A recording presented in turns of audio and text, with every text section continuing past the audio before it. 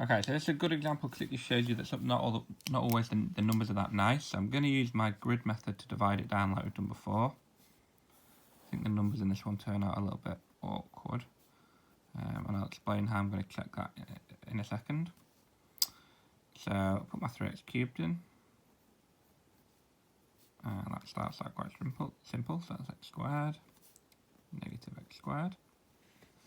And then we don't have any x squareds in our question, so I'm going to add on a single x squared there.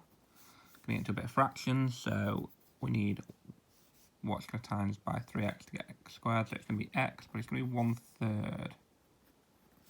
Okay, and then we're going to start introducing the fractions. We've all got calculators, so hopefully nothing horrendous. So that's going to give me negative 1/3 x.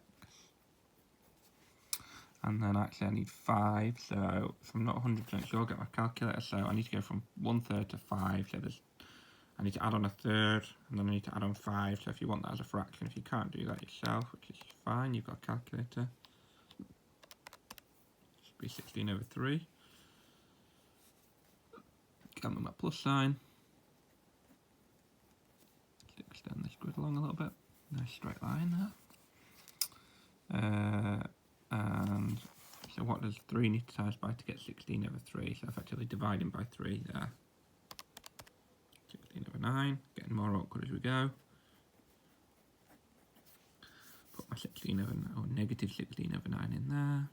And again, what do I need to do to go from negative 16/9 to get me to -9? Okay, so imagine you're at 16/9 positive and you want to get to 9. Effectively, might be an easier way of thinking about it.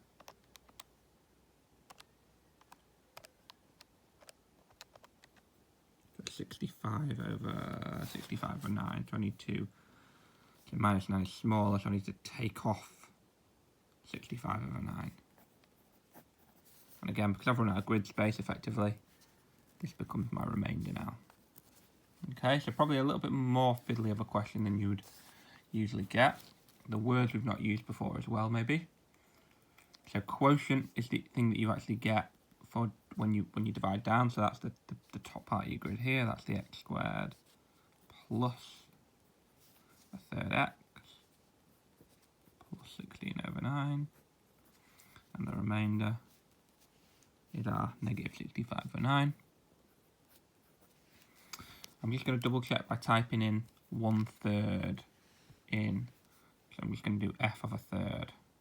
I'm running out of room, so I'm not going to write it down, all the working. So 1/3 into my original cubic. Delete there. So 3 lots of 1/3 cubed. 5 lots 1/3. Hoping for negative 65/9 here. So I'll have to remake this video as well. And there we go. Okay, so especially when you get something that you don't expect or you're not 100% sure on, it's always good to check using this method.